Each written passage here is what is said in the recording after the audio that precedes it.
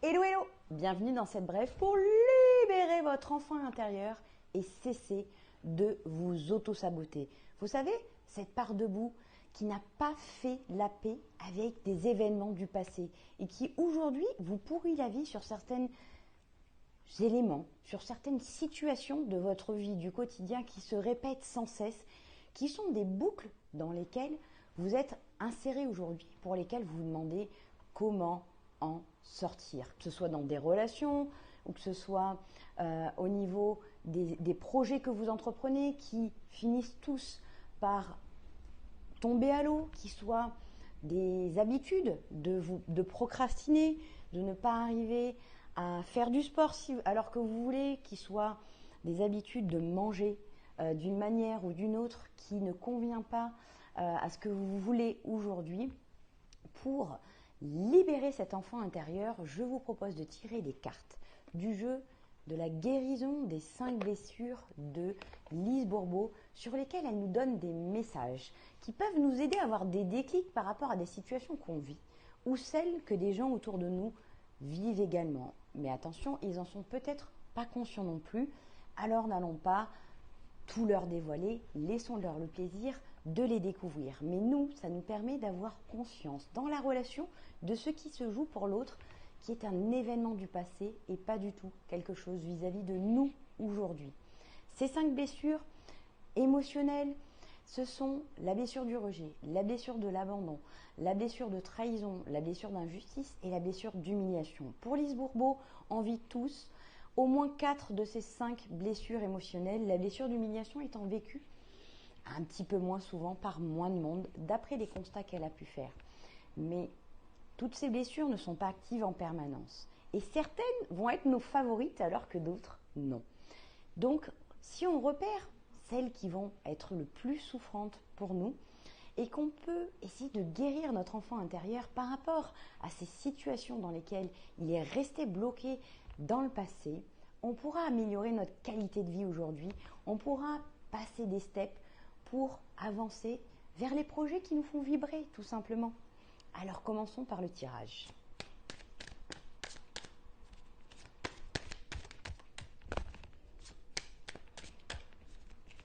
Ah,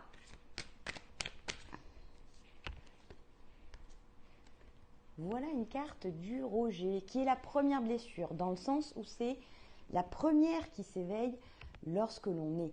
D'abord la blessure du rejet, ensuite la blessure d'abandon, et derrière chacune de ces 2 blessures, on a pu développer la blessure d'injustice en lien avec la blessure du rejet et la blessure de trahison avec la blessure d'abandon, pour éviter justement de ressentir la blessure originelle du rejet et celle de l'abandon.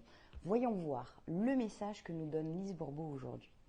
Je décide de reconnaître la différence que je fais dans la vie de 2 personnes. Si je ne peux en trouver, j'ose m'informer auprès de mes proches.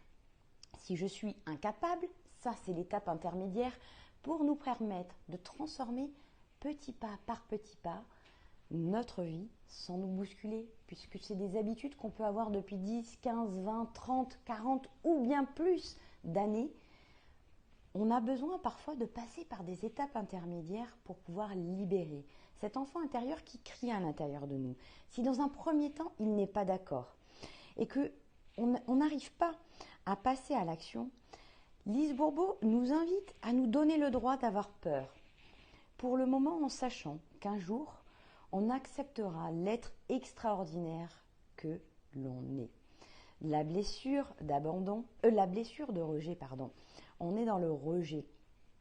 Le rejet fait que on a l'impression d'être différent de tous les autres, d'être différent des gens de notre famille et de se demander qu'est-ce qu'on fait là, quel est le lien qu'on peut avoir avec eux. On a l'impression d'être un extraterrestre. Et on a l'impression, vis-à-vis des autres personnes également, qu'on va avoir de la difficulté à créer un lien, que on est invisible à leurs yeux, que dans la vie de toute façon, on est nul, qu'on n'est jamais à la hauteur et on n'a pas conscience de notre valeur et de la valeur que l'on peut avoir aux yeux des autres. Ce qui fait qu'on adopte une attitude plutôt effacée, puisqu'on n'a pas conscience de cette valeur. Et plus on est effacé, plus les autres nous voient de moins en moins et renforcent.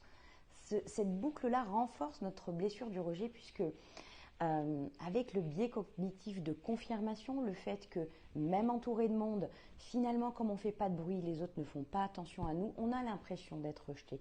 Et cette boucle se rejoue en permanence. On a de la difficulté à prendre notre place dans le groupe, à prendre de la place tout simplement dans le groupe, et dans le monde, on va être effacé. À l'école, on ne va pas lever la main. Dans un groupe d'amis, on ne va pas donner son avis. On sera le dernier sur la piste de danse. On n'osera pas demander du sel lors d'un dîner alors qu'on a besoin de sel. Et on n'a pas conscience du fait qu'on a de la valeur aux yeux des autres, qu'on apporte des choses aux autres. Donc le premier pas que nous conseille Lise Bourbeau, c'est d'essayer de prendre conscience de cette valeur qu'on peut avoir, du fait qu'on peut faire la différence dans la vie de certaines personnes. Et elle vous invite à en choisir 2 dans un premier temps. Et si des fois, on ne le trouve pas par nous-mêmes, on peut poser des questions aux gens qui nous entourent. Leur demander, qu'est-ce que je t'apporte dans la vie? Qu'est-ce que ma présence t'apporte dans la vie? Qu'est-ce que le fait que je sois là, que nous partagions des moments ensemble et peut avoir quelque chose de bénéfique pour toi? Ça, c'est l'action que nous propose Lise Bourbeau. Et puis, l'action intermédiaire, si on n'arrive pas à trouver de personnes, et si on n'ose pas demander à notre entourage en quoi on fait un petit plus, on est un petit piment dans la vie de l'autre, on se donne le droit d'avoir peur. La peur d'être rejeté. En attendant de pouvoir, petit pas par petit pas, accepter qu'on est extraordinaire, accepter que tu es extraordinaire. Alors donne-toi le temps, prends le temps d'avoir la conscience de tout ça, de sortir du déni de l'être extraordinaire que tu es aujourd'hui. Au plaisir de vous retrouver dans une nouvelle vidéo. Ciao, ciao!